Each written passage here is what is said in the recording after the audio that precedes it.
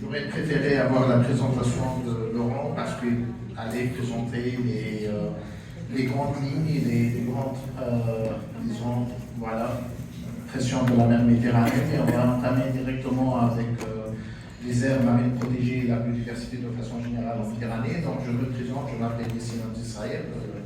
Je suis un des chargés de programme du SPARAC.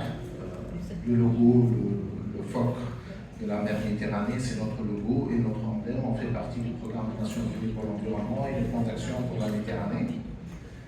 Donc, en termes de chiffres, la mer Méditerranée, elle ne représente que 0,3 du volume océanique. C'est vraiment, on peut dire, insignifiant, mais ces 0,3, on a presque 18% de la diversité marine commune. Ça veut dire, malgré que le volume est très petit, on a 18%, c'est 17 000 espèces qui sont reconnues en mer Méditerranée. On n'a pas les couleurs des poissons rose fuchsia de la mer Rouge, mais on a une diversité exceptionnelle en mer Méditerranée, on a énormément d'espèces. Mais cette biodiversité est soumise à plusieurs pressions. Donc, notre développement économique, les pressions de tout genre en Méditerranée ont causé une régression des écosystèmes et des espèces marines en Méditerranée. Depuis les années 70, tous les pays méditerranéens étaient convaincus qu'il faut trouver des solutions pour cette Méditerranée. Donc, ils ont commencé à avoir des partenariats et ces partenariats ont mené à la Convention de Barcelone. Donc, l'objectif de cette Convention de Barcelone, c'est de conserver cette mer Méditerranée. L'objectif premier a été de limiter les pressions. Donc, on a eu 7 protocoles. Les protocoles, les premiers, c'est des protocoles pour ne pas jeter des déchets en mer. Donc, c'est le protocole. Donc, c'est le protocole d'immersion, donc c'est pour limiter tout ce qui est rejet en mer et les déchets en mer. Le deuxième protocole, c'est de lutter contre les situations critiques, comme les accidents des navires, etc. Le premier protocole, c'est géré par un centre qui est le MEDPOL, le programme de la pollution en Méditerranée. Le deuxième programme, c'est géré par le RAMPEC, c'est un centre qui est basé à Malte, qui gère tous ces problèmes de navires et des accidents en mer. Un autre protocole qui... Ça m'intéresse jamais. Le protocole, c'est le source terrestre, c'est l'ESLINT. C'est parce que 80% de la pollution marine qui existe en mer, elle est d'origine terrestre. Donc, il faut trouver aussi des solutions pour la consommation, les déchets, etc. Donc, après, on a eu plusieurs protocoles. L'un des plus importants, c'est le protocole qui est en relation avec les aires spécialement protégées et la diversité biologique, qui est géré par le centre où je travaille, c'est le SPARAC, ou le Centre d'activité régionale pour les aires spécialement protégées. On a montré, on a un protocole sur les installations offshore, un autre sur les déchets dangereux, et le dernier, c'est le protocole sur les gestions des zones intégrées. On sait combien sont importantes ces zones intégrées dans les pays méditerranéens.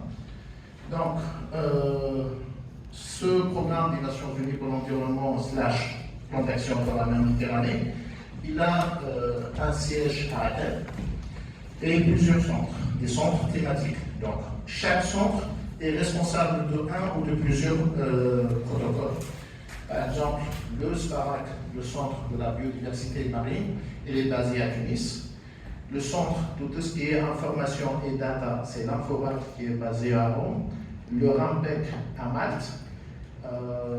Le centre MedWave, ils ont changé de nom pour trouver un nom plus simple, plus sympa, exactement que les SPARAC, etc. C'est le centre de consommation et production durable. Le PAPRAC, c'est un centre pour la gestion de la zone côtière. Le MEDPOL, c'est un centre qui est en relation avec la pollution. Et le plan bleu de M. Lafitte, qui est responsable de tout ce qui est développement durable et aspects socio-économiques, disons, en Méditerranée. Dernièrement, on a eu ce nouveau centre, qui est le centre du changement climatique, qui est basé à Istanbul. Donc, le SPARC, le Centre d'activité régionale pour les aires spécialement protégées, assiste les pays méditerranéens à la mise en œuvre de ce protocole en relation avec les aires spécialement protégées et diversité biologique. Il est basé à Tunis depuis 1985 et aide les pays méditerranéens, premièrement, à identifier les aires spécialement protégées ou les sites qui méritent une protection spéciale et la gestion efficace et effective de ces espaces naturels et bien sûr la conservation de la biodiversité marine en globalité. Comment on travaille? On fait des inventaires et de la cartographie parce que si on veut protéger quelque chose, il faut savoir où elle se trouve. L'inventaire, c'est la liste des espèces qui existent. On aide de la recherche scientifique, on installe ou on développe des programmes de conservation. On fait des programmes de suivi et d'évaluation. On assiste les pays méditerranéens à créer des aires marines protégées et bien sûr, tout ça a besoin de formation et de capacity building et d'information et d'éducation. Donc, ce protocole contient 3 annexes. Le premier annexe, c'est un label spécial pour les aires marines protégées, c'est les SPAMI, c'est les aires spécialement protégées d'importance méditerranéenne, ce n'est pas uniquement d'importance locale, mais d'importance méditerranéenne. Et 2 annexes. On a l'annexe 2 des espèces qui sont en danger en Méditerranée, et l'annexe 3, c'est des espèces dont l'exploitation est réglementée. Pour l'annexe 2, on a 177 espèces qui sont inscrites dans cette liste. Vous voyez que c'est des plantes marines, des algues, des éponges, des mollusques, des crustacés, et des oiseaux et les mammifères marins. Donc, toutes ces espèces, les pays contractants de la Convention de Barcelone, ça veut dire que les pays méditerranéens plus l'Union européenne, donc ils sont convaincus que ces espèces sont en danger en Méditerranée et il faut les protéger. Et on a la deuxième liste, c'est les espèces qui ne sont pas actuellement en danger, mais il faut faire attention. Si on est en train de les exploiter, il faut les exploiter de façon raisonnable et rationnelle. 5 espèces. Pas les 5, mais 31 espèces. Ça, j'ai pas mis les photos de toutes les espèces. Donc, cette espèce, c'est l'annexe 2 ou l'annexe 3. Est-ce que c'est une espèce qui est en danger en Méditerranée ou c'est une espèce dont l'exploitation doit être régulée? Est-ce qu'on exploite? Est-ce qu'on mange? Est-ce qu'on pêche des dauphins en Méditerranée? Non. Oui.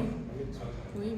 Accidentellement, ce n'est pas normalement de la pêche ciblée, et normalement c'est de la catch qu'on ne doit pas. Voilà. Ça, c'est l'annexe 2. Le Mérou. Annexe 2, c'est une espèce en danger ou c'est une espèce dont l'exploitation est réglementée en Méditerranée. Réglementée. Exactement, exploitation réglementée. Donc c'est pour ça que le Mérou, on a une taille minimale. Voilà. Est-ce que toutes les espèces sont le Mérou, parce qu'il y a plusieurs? Là, c'est un Mérou brun. Voilà, c'est le Mérou brun qui est inscrit dans la liste de l'annexe 2. Il y a des saisons.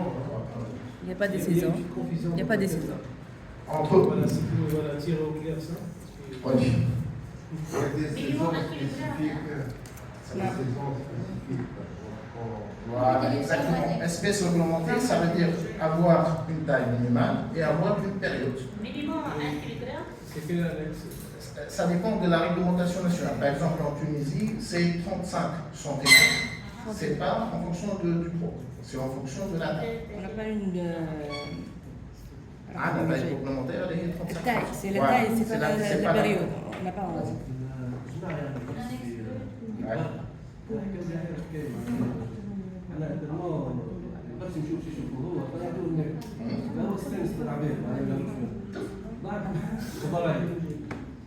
C'est pour ça que ce sont des animaux qui sont sauvages. Il ne faut pas alimenter les espèces sauvages parce qu'ils vont changer de comportement.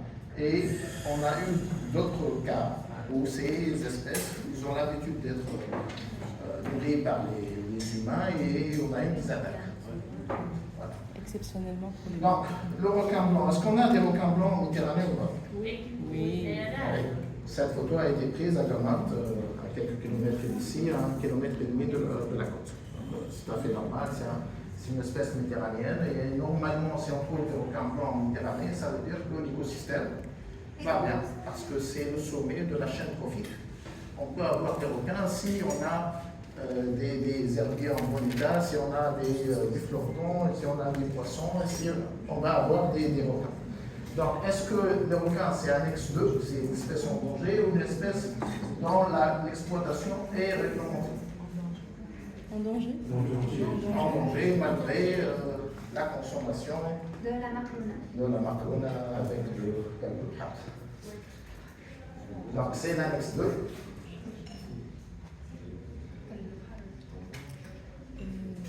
Qu'est-ce que C'est les chiens de mer, c'est une appellation, disons, tunisienne des requins. En Tunisie, on est consommateur des requins. Mais on a aussi plusieurs appellations. Les plantes marines, par exemple, cette plante marine, la cynodocée, qui existe au Maroc, en Tunisie, en Algérie. Est-ce que c'est une espèce de l'annexe? Oui, parce que toutes les plantes marines, pas les algues, c'est des plantes avec des feuilles, des tiges et des racines, sont des espèces de l'annexe 2 de la Convention de Barcelone, parce que c'est la base de la richesse de la mer Méditerranée. Cet escargot, disons, ce mollusque, on le trouve souvent dans les boutiques de souvenirs. Voilà, notre coquillage, c'est aussi une espèce qui est de l'annexe 2 de la Convention de Barcelone. Et j'ai mis spécialement la photo de ce mollusque qu'on n'a pas acheté. Céline, Oui. annexe 2, annexe 3. Annexe 2, c'est réglementé. Non, pas d'annexe. Pêche commerciale, pêche. En mer Méditerranée, C'est réglementé. en mer Méditerranée, l'espèce n'est pas inscrite dans les listes. On a une réglementation nationale, mais dans l'annexe du protocole pour les aires spécialement protégées et la diversité biologique en Méditerranée, le poulpe n'est pas encore inscrit comme une espèce en danger pour la réglementation. On a des réglementations nationales. Il y a En Tunisie. une période de repos biologique. Voilà, pour la Tunisie, on a la repos biologique et voilà, c'est réglementé. C'est l'application de la loi nationale. Est-ce que cette période de repos biologique, c'est la même pour le Maroc, l'Algérie aussi? Qu'est-ce que vous voulez dire? Parce qu'il y a 3 annexes. L'annexe 1, Un annexe, c'est les aires spécialement protégées d'importance. C'est les aires, c'est les conditions d'inclusion d'une aire marine protégée dans la liste des aires spécialement protégées d'importance méditerranéenne. Par exemple, en Algérie, l'île Habibas est une aspie. En Tunisie, Jard, la Galite, est une aspie. Elle est d'importance nationale et méditerranéenne. Donc, le deuxième annexe, c'est l'annexe des espèces qui sont en danger en mer Méditerranée. La troisième liste, c'est la liste des espèces. Il faut faire attention. Donc, dans l'exploitation et réglementée. Exactement. merci. Donc, le protocole pour les aires spécialement protégées est décliné sous forme de plan d'action et de stratégie. On a 9 entre plan d'action et stratégie, et on a 2 programmes. Un programme de SABAI, c'est le programme stratégique pour la conservation de la biodiversité en Méditerranée, pour faire simple, et la stratégie pour les aires protégées en Méditerranée. Est-ce que le repos biologique par rapport au Kramni, c'est le même au niveau national et méditerranéen? Voilà. Non, en mer Méditerranée, Octopus vulgaris, les poulpes pélicans, n'est pas une espèce en danger jusqu'à maintenant. Jusqu'à Ça maintenant. peut changer. Même pas. Non, n'est pas inclus dans la convention. Est-ce qu'il y a une période de repos biologique pour la rive sud? Non. Pareil en Algérie ou au Non. Maroc ou uniquement en Tunisie? C'est chaque pays dans sa réglementation nationale qui choisit les périodes en fonction de la taille, de la reproduction, de la spécificité nationale. Ben, les 9 protocoles et plans d'action enveloppent, voilà, concernent des espèces qui sont protégées ou des habitats. Par exemple, ici, c'est les cormoines, tortues marines, les dauphins, les poissons cartilagineux, les oiseaux marins. On a des plans d'action sur la végétation marine, les coralligènes et les habitats obscurs. C'est quoi les habitats obscurs en Méditerranée? Obscur. On parle d'habitats obscurs. Les hauts fonds. Ben, les habitats, végétation marine, c'est algues et plantes. On connaît ça tous. Coralligène, c'est un peu plus profond, donc tout ce qui est gorgone, éponges, etc. Et les habitats obscurs. 80% de la mer Méditerranée contient des habitats obscurs. C'est au-delà de 100 mètres de profondeur. La mer Méditerranée, nous, on connaît uniquement la partie côtière, la partie qu'on utilise. Au-delà de 200 mètres, qui représente 80% de la mer Méditerranée, c'est des habitats obscurs, sans lumière, qui sont très importants. Voilà. Et les grottes. Il ne faut pas oublier les grottes. Les grottes, ça peut être côtier, mais c'est des habitats qui sont très spécifiques, parce qu'il y a cette condition, absence de lumière. Il y a des espèces qui sont spécifiques à ces habitats et qui sont très importantes pour la conservation. On a un autre plan d'action, pas pour la conservation ni des espèces ni des habitats, c'est un protocole qui concerne les espèces invasives en mer Méditerranée. C'est une des problématiques les plus importantes en mer Méditerranée. On passe au suivant. C'est là où Ouais. les habitats artificiels. Non. Je connais rare que c'est fait une On peut en parler, mais c'est pas dans. Voilà. C'est des solutions qu'on peut faire pour reconstruire l'habitat. Mais je ne suis pas très convaincu que parfois, si on va jeter des avions ou des tankers en mer, ça va. C'est une solution pour la conservation. La conservation, c'est pour conserver ce qu'on a déjà. Est-ce qu'on a du phoque moine en Méditerranée? La phoque marocaine. Oui. Oui. Oui, les Marocains ils connaissent ça. Excusez-moi, justement, à propos du Maroc, je ne sais pas chez vous en Tunisie ou même en Algérie, est-ce que vous connaissez ce phénomène de présence de dauphins noirs? Parce que là, au Maroc, c'est un phénomène qui dérange beaucoup les pêcheurs et qui déchire leur filet de pêche. De phoque ou de dauphin? Voilà, de Tanger vers Assedi. Alors, toute cette partie, cette zone, il y a même des subventions qui sont données aux pêcheurs pour les rémunérer. C'est pour les dauphins ou Les indemniser, pardon. C'est des orques ou bien des... dauphins noirs, Dauphins noirs, voilà. Et comment, s'il vous plaît, comment expliquer sa présence en grande quantité au Maroc et pas en Espagne et en Italie, là où il y avait beaucoup de négoces, le dauphin noir. Recording in progress. Le problème avec les cétacés de manière générale, c'est partout. En Tunisie, si vous parlez avec les pêcheurs de la nord de la Tunisie, arabes de la Désert, ils vendent. Voilà, ils préfèrent les requins blancs que les dauphins. Parce que les requins blancs ne déchirent pas les filets et on a. Voilà. Ça, quelle est la solution pour cette espèce? Il y a des solutions, il y a eu des solutions avec des pingers, avec des appareils qui mettent des ultrasons du bruit sous-marin. Ça ne marche pas toujours. D'une manière générale, il faut accepter que ces espèces sont en mer, ils sont très intelligents, ils préfèrent manger le poisson qui est déjà attrapé dans le filet. Un sardine ou tout. Hein. Donc c'est un joueur, c'est un petit chat qui aime jouer, mais qui déchire les filets des pêcheurs. c'est très difficile. Je sais qu'il y a toujours ce débat entre conservation de la nature, des espèces qui sont menacées, et aussi conservation des ressources naturelles pour les pêcheurs et l'utilisation de la pêche. C'est une thématique très, très spécifique. Concernant la répartition des espèces, c'est aussi en fonction de l'importance des ressources qui existent. Par exemple, les requins blancs ont disparu depuis les années 60, les côtes italiennes, françaises, etc. Mais pour les requins blancs, en fait, au Maroc, dans le sud, ce phénomène, ça existe dans le sud. Darda, le Limoun, voilà. Il y a des pêcheurs qui pêchent justement cette espèce. C'est destiné surtout à l'export. En fait, ils produisent c'est surtout l'huile du foie des requins qui est exportée et ça du coup très. Nous en Tunisie, on a la consommation des requins parce qu'on a pas requins aérés, on a une 70 espèces. Dans le régime alimentaire du Tunisien, ça a été depuis toujours consommé. J'ai grandi avec ma mère qui faisait des macaronis avec. Non, le consomme pas au Maroc, mais c'est destiné à l'export. Voilà.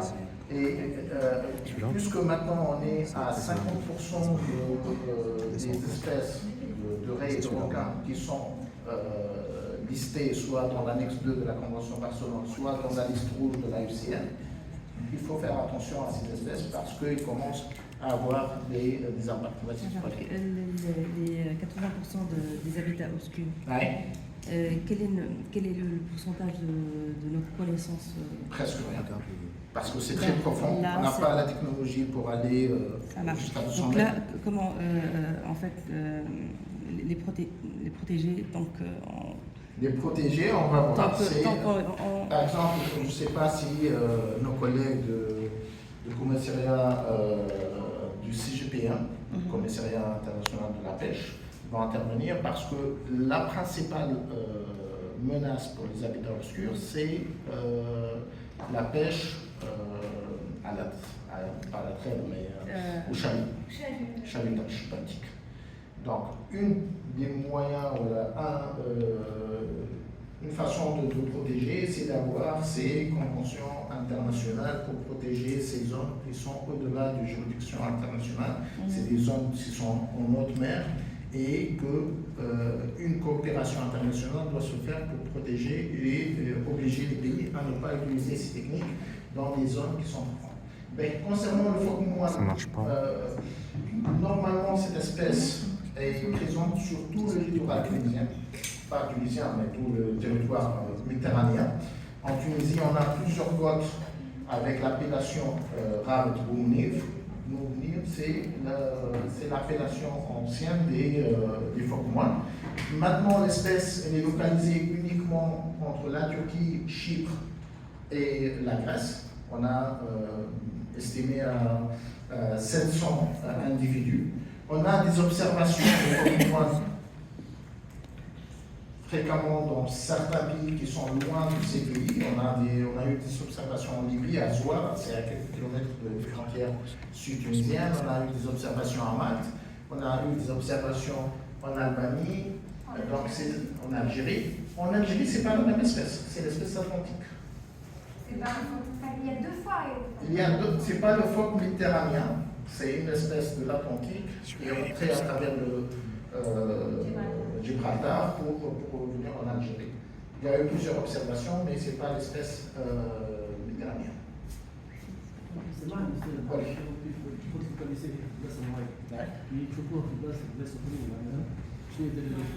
Ça veut dire que la population est en bonne santé, au moins la population qui existe dans ces trois pays parce que c'est protégé, et les mâles quittent le groupe pour chercher d'autres endroits, éventuellement pour venir avec la famille. Donc c'est des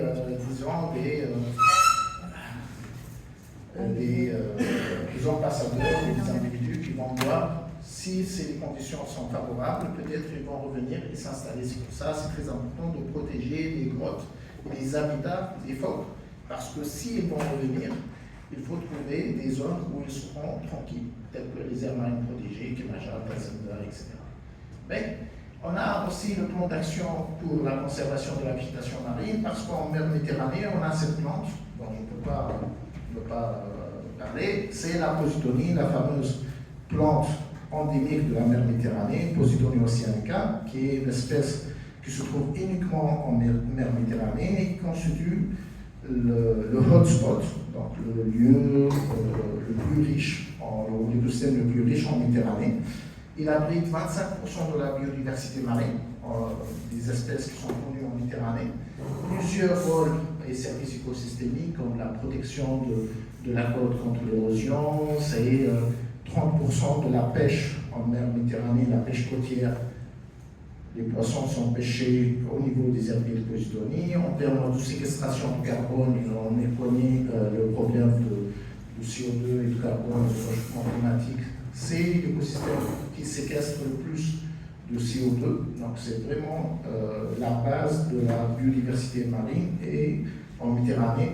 Et aussi c'est... Le poumon de la Méditerranée. Oui. Donc c'est la base de notre richesse en Méditerranée. Donc 25 espèces, 25% des espèces marines reconnues en mer Méditerranée passent une partie de leur vie au niveau de l'herbier de Posidonie. Ça veut dire si on va perdre l'herbier de Posidonie, on va perdre Les espèces. Voilà, qui sont associés. Les espèces non indigènes ou les espèces invasives. Chouman, espèces non indigènes, espèces introduites. C'est des espèces qui viennent d'ailleurs. C'est des espèces dont la mer Méditerranée ne fait pas partie de leur aire de répartition commune. Ça veut dire une espèce normalement qui se trouve sur les côtes américaines ne doit pas se trouver en Méditerranée. Donc, ces espèces, malheureusement, avec toutes les activités humaines, avec le transport maritime, l'aquaculture, l'aquariophilie et d'autres activités, il se trouve maintenant qu'en mer Méditerranée, on a 1000 espèces, toutes espèces confondues. Hein. Ça peut être des plantes, des algues. 1000 espèces. Voilà, 1000 espèces qui sont trouvées en Méditerranée. Presque 70% de ces espèces, ils sont installés, ils se reproduisent et on les trouve. Voilà, ce n'est pas des observations accidentelles ou rares. C'est d'une façon permanente. 10% de ces 1000 sont des espèces invasives. Ça veut dire quoi une espèce invasive? C'est quoi la différence entre une espèce introduite, gachila, et une espèce invasive, rase? On a changé de terme. Il y a même des espèces qui viennent, je pense, De partout dans le monde. Ouais.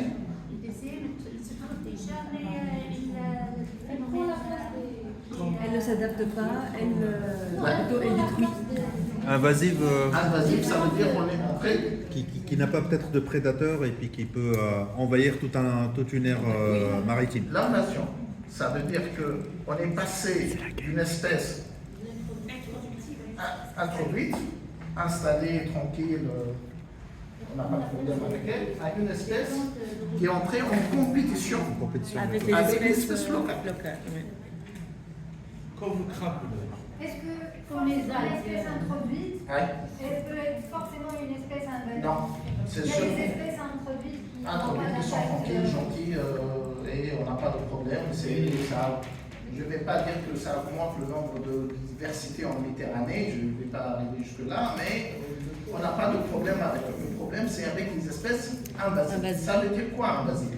Ça veut dire entrer en compétition avec les espèces locales. Par exemple, vous connaissez ce poisson là? Voilà, chèvre. On a poisson lapin. C'est. Les poissons lapin, c'est. Mer Rouge, non? Non, ça c'est une espèce qui est entrée de la mer Rouge. Ouais. J'ai oublié le nom. Voilà, qui ont le même régime alimentaire, le même comportement. Et dans les pays où on a le Céganus, non, c'est pas Céganus, on n'a plus de sol. D'accord. Parce que le sol ne produit plus, parce qu'il mange plus, parce que, etc. Donc on est entré en compétition et c'est une espèce qui a remplacé une autre. Ça, c'est l'impact sur la biodiversité. L'impact sur la pêche. Comment on peut avoir des impacts reliées aux espèces non indigènes sur la pêche. Juste une question. Vous Ouais. avez dit 1000 espèces invasives. Introduites. 10% représente quoi? Les invasives. D'accord. Donc, sur la pêche, c'est une espèce introduite qui devient après invasive, qui remplace une espèce locale à forte valeur économique.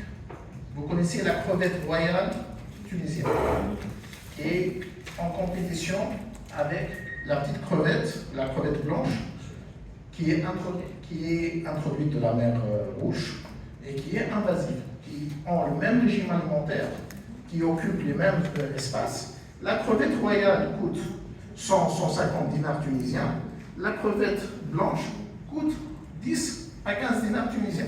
Donc le pêcheur, il fournit le même effort, il paye les mêmes charges. Au lieu de pêcher 100 kilos de la crevette royale qui coûte 100 dinars et plus, il revient avec 100 kilos de la petite crevette qui coûte 10 dinars. Donc ça a eu un impact sur l'espèce, sur la pêche.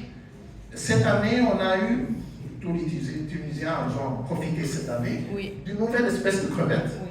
C'est pas la crevette, ni la crevette royale, ni la crevette blanche, c'est la crevette grise. C'est une espèce de crevette, mais je m'appelle pas, c'est Oui, rosé. dans le prix très, très bas. C'est entre les deux. D'ailleurs, Mais bien, on sait, Elle est d'origine sud-américaine. sud-américaine. Les Asiatiques mangent beaucoup de crevettes grises, non? C'est des autres espèces, mais qui a été vraiment introduite en Méditerranée.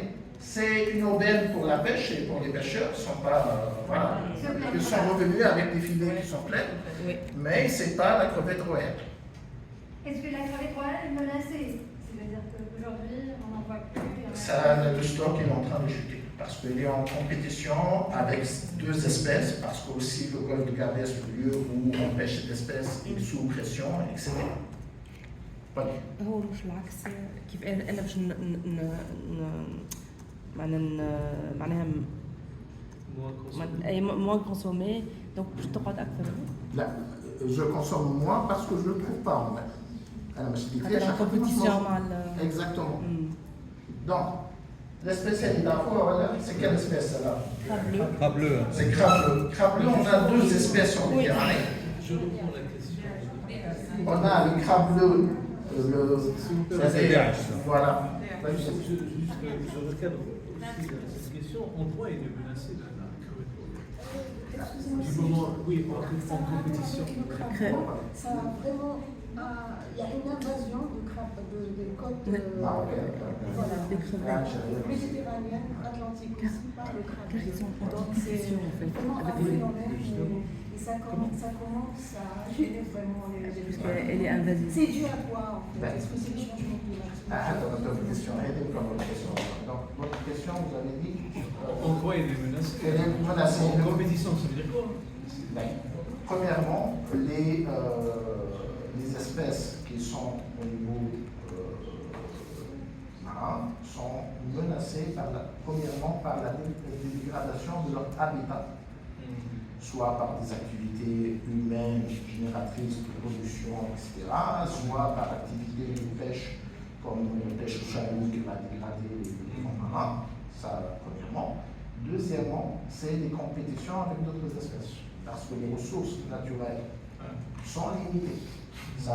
Il y a une différence si on va l'utiliser. Le même gâteau. Voilà, le même gâteau. Est-ce qu'une seule espèce va se partager un seul gâteau ou si trois espèces? Et en plus de ça, les espèces introduites, voire invasives, ils sont plus compétitifs. Ils se reproduisent plus vite, plus fréquemment, ils mangent plus, ils n'ont pas de période de repos, de reproduction, etc. Donc c'est vraiment une vraie invasion. Est-ce que c'est juste par rapport aux crabes, aux activités? Vous avez dit que si on a une activité très intense dans certaines zones, il y a moins de crabes. Or, c'est le contraire qui se passe au Maroc. Par exemple, je vous donne à titre d'exemple, à l'Arrache, il y a l'engraissement du thon rouge, de plus en plus important. Il y a aussi le chalutage, la pêche des crevettes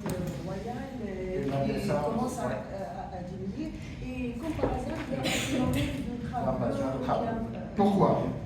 Parce que ces espèces sont des espèces opportunistes. Si on a un milieu qui est perturbé, c'est un corps humain qui est sain, c'est des bactéries ou des virus vont rentrer. Le corps humain a l'énergie et a le moyen de se défendre. Si le corps humain est fragilisé par la pollution, par la surpêche, par tous les problèmes du changement climatique, etc., ces invasions vont trouver un écosystème qui est perturbé, qui est instable, ils vont profiter pour faire l'invasion. Donc, le cas du crabe bleu. Le crabe bleu, c'est une espèce de crustacé. Le prédateur naturel du crustacé en Tunisie, par exemple, c'est les poules. Le jour où on a eu un stock, ou la chute du nombre et de stock de poules en Tunisie, on a eu une invasion de crabe bleu. Le problème avec le crabe bleu, c'est une espèce qui se produit d'une façon très importante, mais c'est devenu une aubaine pour les pêcheurs. Maintenant, si vous allez au niveau du sud de la Tunisie, vous allez trouver des nasses qui sont le moyen de pêche inventé par les pêcheurs pour pêcher le crabe bleu. Et c'est une des techniques pour limiter l'invasion. La meilleure façon, c'est de les manger. Juste pour ajouter quelque chose, un bon exemple sur le crabe bleu, à Ranouche, il y a une coopérative de pêcheurs qui ont formé aussi, grâce à un soutien d'associations et d'organisations, ils ont formé aussi leurs femmes à comment valoriser ce produit-là et le commercialiser. Oui. Donc les pêcheurs, ils ont des nouveaux outils pour pêcher le crabe bleu, et leurs femmes, ils ont réussi à même créer des recettes. Parce que ça, c'est pas réellement dans notre habitude alimentaire de manger du crabe. Du cosmétique. Ça amenait des gens On a jusque 29 sociétés de transformation de crabe. Voilà. Excusez-moi, est-ce que cette prolifération profite à l'écosystème marin? Est-ce que c'est bénéfique ou c'est jamais bénéfique, une invasion, mais c'est une ressource naturelle qui est utilisable. Donc, c'est pas de la résilience, c'est on s'adapte. Voilà. En fait, le crabe bleu ici en Tunisie, c'est une espèce qui vient d'Asie du Sud-Est, si je ne me trompe pas, je pense. Mer Rouge, tout ça, etc. Et puis, à un certain moment, quand elle est arrivée en Tunisie, ici, on ne consomme pas du crabe bleu.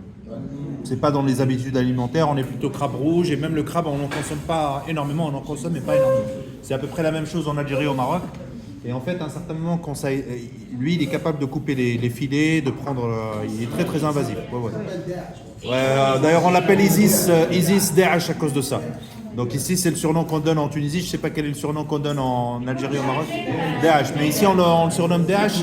Et il y en a un autre aussi avec un autre surnom. Hein. Donc il y a Haftar aussi. Il y en a un autre aussi, il s'appelle Haftar. Donc bon, bref. Et en fait, ce qui s'est passé, c'est qu'il y a eu une telle prolifération en fait des crabes qu'à un certain moment, en fait, les pêcheurs ne savaient plus quoi faire parce qu'en fait, ils étaient habitués à pêcher un certain type de poisson, un certain type de crabe, etc. Et là, lui, il détruit tout, il prend la place de tout le monde. Et à un certain moment, en fait, il y a eu justement une reconversion. On leur a dit, pêchez-le, et on va le réexporter vers l'Asie. En fait, le gros, maintenant, en fait, il est destiné à l'exportation vers l'Asie. En particulier Thaïlande, Chine, etc. Et je crois qu'on est sur un chiffre de plus de 30 millions de dollars, à peu près. Il y a un autre problème de c'est les déchets. Il y a beaucoup, chez nous, à Sfax, il y a beaucoup de déchets, beaucoup de problèmes. Comment oui, c'est une espèce qui est très abondante maintenant. Ça a changé complètement les techniques et lorsque vous entrez dans un port au sud de la Tunisie, vous n'allez plus trouver des filets, vous allez trouver des nasses de crabe bleu qui sont là. Et aussi, ces nasses vont se perdre une partie d'eux en mer. Donc ça constitue, il faut gérer maintenant. Comment trouver une solution pour tu sais, le plan d'action national qui a été préparé en Tunisie pour le crabe bleu, c'était le plan d'action pour lutter contre le crabe bleu.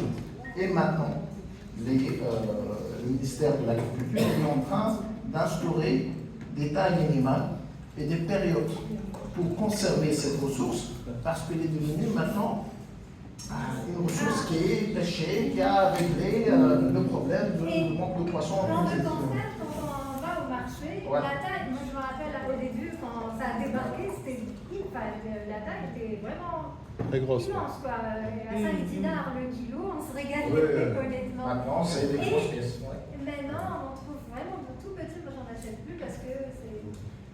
Je l'ai testé cette semaine. Vraiment, c'était très bon.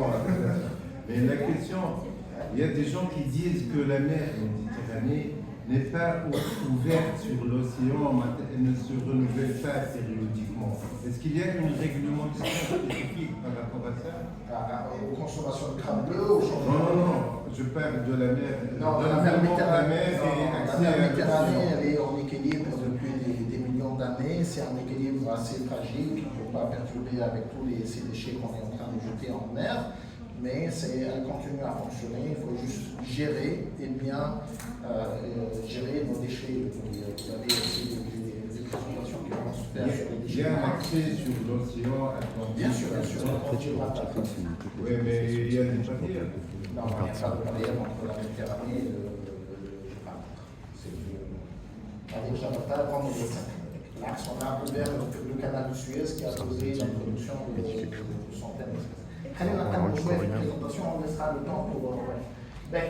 Donc, on a vu les problèmes sur la biodiversité, on a vu les problèmes du secteur de la pêche, mais aussi ça peut constituer des problèmes pour la santé humaine.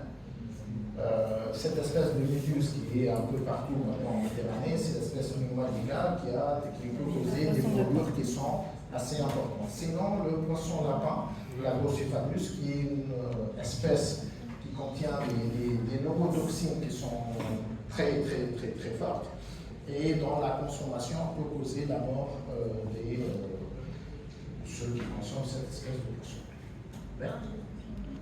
Donc, dans le travail aussi du SPARAC et dans cette convention de Barcelone, on travaille sur plusieurs aspects.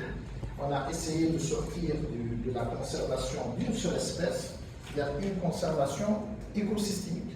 Parce que, par exemple, pour conserver les tortues marines, on doit conserver les femelles tortues, on doit protéger les femelles tortues qui sortent la nuit pour pondre sur la plage. On doit conserver la plage de l'érosion marine. On doit faire attention que ces bébés tortues, lorsqu'ils sortent, il ne faut pas de la pollution lumineuse. Au lieu de partir vers la mer, ils vont partir vers les beach parties. Ou les maisons dans l'eau. Voilà. Oui. Si ces bébés tortues vont entrer en mer, la mer Méditerranée doit être assez riche pour qu'ils trouvent suffisamment de nourriture. Et ces tortues marines, c'est des espèces migratrices. Donc ça veut dire que durant leur vie, ils vont se balader de la Tunisie jusqu'à Chypre, Turquie. Ils vont revenir après une vingtaine d'années aux Iphyriates pour se reproduire de nouveau. Donc si on veut protéger les tortues marines, ça veut dire qu'on doit protéger toute la mer Méditerranée et on a besoin d'aires marines, d'écosystèmes qui sont protégés. On va parler maintenant d'aires marines protégées. D'une manière. Donc, ça, c'est la carte qui a été produite avec le Melton et le SPARAC sur le statut des aires marines protégées. C'est la dernière carte qui est officielle, elle date de 2020. Donc, comme vous voyez, le pourcentage a dépassé 8% maintenant, mais à cette époque, on avait 8% d'aires marines protégées en Méditerranée. Le problème, c'est ça. Le problème majeur, c'est que 97,3% de ces aires marines protégées sont localisées en Europe. En Europe. Donc, Localisées dans la partie européenne, dans les pays européens. La rive nord et surtout les pays européens. Recording in progress. Voilà. Ça ne veut pas dire qu'on n'a pas de biodiversité, on n'a pas de site d'intérêt dans la rive sud, mais en termes de création et en termes de conservation, il y a beaucoup de travail qui doit se faire. L'autre point négatif, c'est seulement 18% ont un plan de gestion. Ça veut dire quoi un plan de gestion? Ça veut dire que les gens qui sont responsables de la gestion, ils ont un programme de conservation. On ne peut pas gérer une aire marine protégée sans avoir un programme journalier, mensuel, annuel de conservation. Et seulement 0,04%, c'est des zones qui sont vraiment protégées. C'est des no-take zones. C'est des zones où on va laisser la nature se reposer, où il ne va pas avoir de la pêche, il ne va pas avoir des activités qui pourront prélever de la biodiversité. Est-ce qu'on a des zones vraiment protégées sur la rive sud de la Méditerranée? Vraiment protégées de l'Ouest. Vraiment protégé et vraiment protégé, c'est quoi la différence? Entre Protégé et vraiment protégé, parce qu'il y a oui. La protection à plusieurs niveaux. On a dans les plans d'action et dans le zonage, comme je vais vous montrer ça, que dans une aire marine protégée, on a ce qu'on appelle le zonage. On va diviser l'aire marine protégée avec des zones où des activités humaines sont autorisées, d'autres non. Comme la pêche. Comme la pêche, comme la chasse sous-marine, comme entrer ou pas dans cette zone, etc. Ça, c'est le plan de gestion qui va nous dire. Parce qu'on ne va pas arrêter la pêche parce qu'on a décidé d'arrêter la pêche. Si le stock de poissons qui existe dans cette zone il est dans un niveau critique, on peut arrêter la pêche pendant une période pour que ça se renouvelle et se régénère. Mais normalement, c'est un plan de gestion qui est renouvelé chaque 5 ans parce que l'objectif, on ne va pas interdire pour interdire. C'est interdire pour que la nature a le temps de se régénérer. Mais on a dit qu'on a des aires marines protégées, mais on a surtout dit qu'on a des SPARI, des aires protégées d'importance méditerranéenne. En Méditerranée, on a 39 sites qui sont considérés comme aires protégées d'importance méditerranéenne. La plus importante, c'est le corridor de Saint-Pierre-Paul-Lagos, qui est entre les 3 pays, France, Monaco et Italie, qui a été fait spécifiquement pour les cétacés, pour les dauphins, baleines, etc. Et c'est la zone la plus importante en termes de surface, suivi du corridor qui existe ici en Espagne. Pour les cétacés aussi, c'est considéré comme une aire marine protégée d'importance méditerranéenne.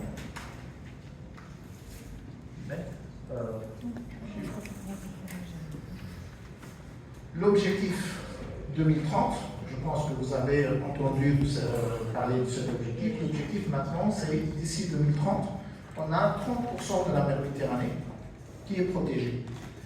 Protégée en tant qu'aire marine protégée ou avec des moyens ou d'autres mesures efficaces de gestion. Ça peut être des zones où on va interdire l'utilisation ou la pêche de façon ou d'une autre. Ça veut dire toutes les mesures efficaces de gestion. Maintenant, on n'est pas proche du 30%, mais disons, à la dynamique qui est là, l'assistance du SPARAC et d'autres organismes, disons, elle est en cours avec les pays méditerranéens et on voit que tous les pays méditerranéens essaient de façon ou d'une autre pour améliorer la situation. Espérons qu'on va atteindre les 30%. Mais il y a aussi cette approche écosystémique, comme on a dit, pour protéger une espèce. Maintenant, il ne faut pas focaliser sur l'espèce, mais conserver l'écosystème. Si on conserve l'écosystème, l'espèce va se protéger. C'est pour ça que depuis 2008, la mer Méditerranée, on est plus dans une approche écosystémique que conservation d'espèces. Et l'objectif, c'est d'avoir une mer Méditerranée en bon état écologique. Et on a ce programme IMAP, c'est le programme intégré de suivi, avec plusieurs indicateurs. Ici, c'est les indicateurs que tous les pays méditerranéens sont actuellement en train de suivre pour avoir une idée de l'État de la Méditerranée. Ça veut dire tous les pays méditerranéens, le Maroc, l'Algérie, la France, l'Espagne, etc., sont en train de suivre ces objectifs écologiques et les indicateurs qui se découlent pour avoir ce rapport.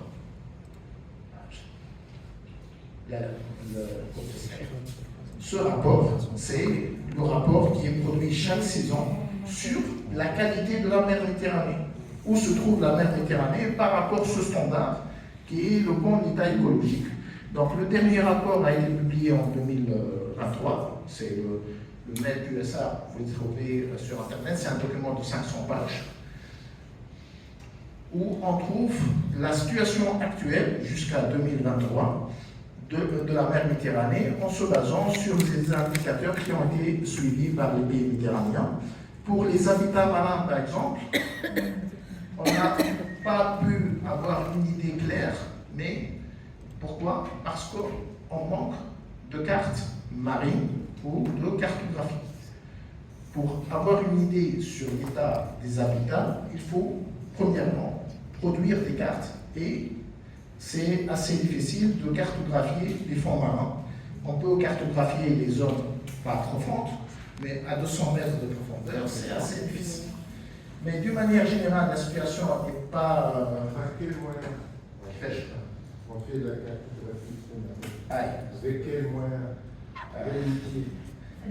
Pour les parties qui ne sont pas profondes, il y a plusieurs moyens. Il y a des images des satellitaires, il y a les sonars, il y a, avec des simples plongeurs, on peut faire la cartographie de petites zones. Pour la cartographie des zones profondes, c'est plus compliqué.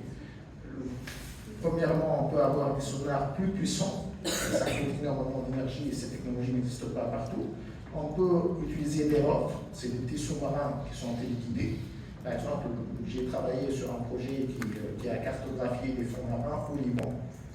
Deep Sea Liban, on est allé jusqu'à 1000 mètres de profondeur, mais ça a coûté aussi beaucoup d'argent. Donc ça, c'est très difficile. Mais d'une manière générale, le MED USA a sorti que les zones côtières sont soumises à plusieurs pressions, notamment c'est tout ce qui est aménagement du littoral, etc. La deuxième chose, pour la partie profonde, c'est le chalutage et le dragage. C'est l'extraction du minerai et tout ce travail qui se fait en profondeur. Pour les cétacés, la plupart des cétacés méditerranéens sont encore en danger. Le phoque moine,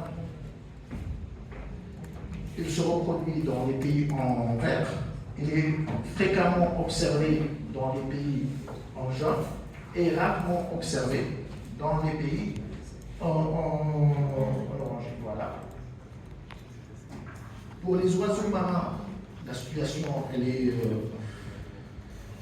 pour les espèces qui sont endémiques à la Méditerranée, ça veut dire les espèces les plus importantes pour la mer Méditerranée, la situation n'est pas vraiment très bonne, mais on a des améliorations. Pour les tortues marines, c'est là où on a le plus de résultats, parce que la conservation de tortues marines a commencé il y a plus de 30 ans, et on voit maintenant une augmentation du nombre de nids, des observations de tortues marines dans des zones où on n'avait pas habituellement des observations de tortues marines. On a eu des pentes de tortues marines en Algérie, en France, en Espagne. Avant, ça a été vraiment localisé dans la partie est de la Méditerranée. Et ça, pour les deux espèces, c'est pour les deux espèces, les tortues kawan et la tortue verte. Donc, dans sa présentation, on va aussi nous montrer les résultats de la suivi de modification de tortues marines. Donc, pour les tortues marines, c'est clair que 30 ans de conservation, ils ont donné des résultats. Ça veut dire qu'il faut arrêter maintenant, relax. Il faut continuer, parce que si on enlève cette protection, on va avoir de nouveau des problèmes avec les tortues marines. Voilà. Est-ce qu'on a la même concentration de travail sur les tortues marines par rapport aux autres espèces? Non. On n'a pas les mêmes résultats, c'est normal. Ça veut dire que si on applique ça veut dire la conservation, ça donne des résultats. On a réussi à le faire pour les tortues marines. Et pourquoi pas pour les autres? Parce que, par exemple, pour la conservation des Les requins, oiseaux, enfin. pour les oiseaux, Les oiseaux, pas les la autres. première menace sur les oiseaux, c'est la destruction des habitats. Ça veut dire les zones humides. Les zones humides sont très importantes pour les oiseaux, mais en mer Méditerranée, on a perdu 50% des zones humides. Soit des charges publiques, soit des zones de rejet d'eau usée, soit on a construit sur les zones humides. Et ça, voilà, et ça c'est très important pour les oiseaux. Maintenant, sur les menaces directes comme la chasse, etc. Für tortues schon. Les tortues marines, parce qu'il y a une conscience globale que c'est une espèce qu'il faut protéger.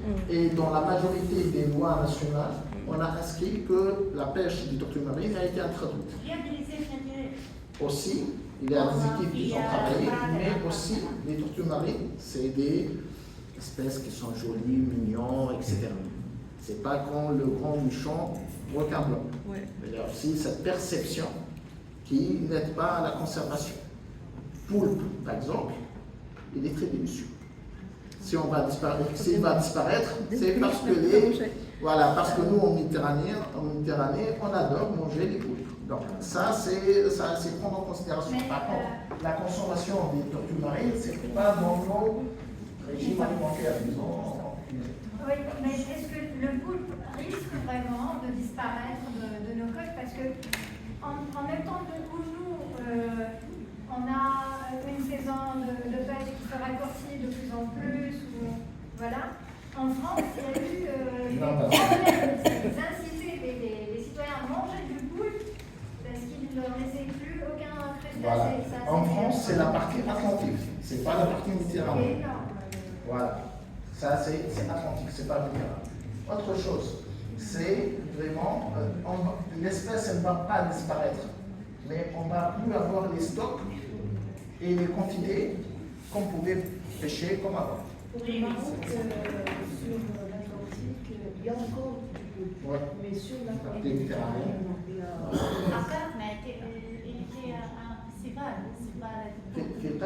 lorsque le poulpe moins de 3 kilos, il ne la pêchait pas.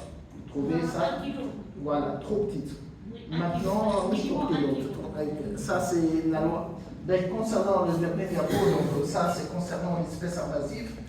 En Méditerranée, d'une manière générale, on a une stabilité ou une augmentation d'introduction.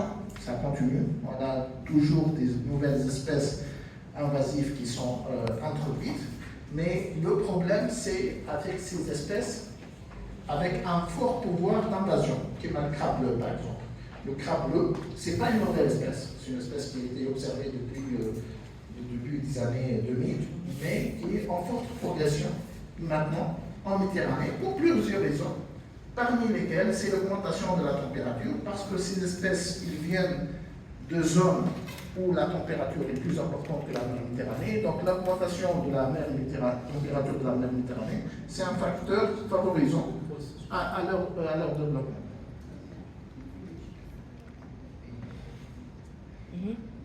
ويعطيكم الصحة وبارك الله فيكم.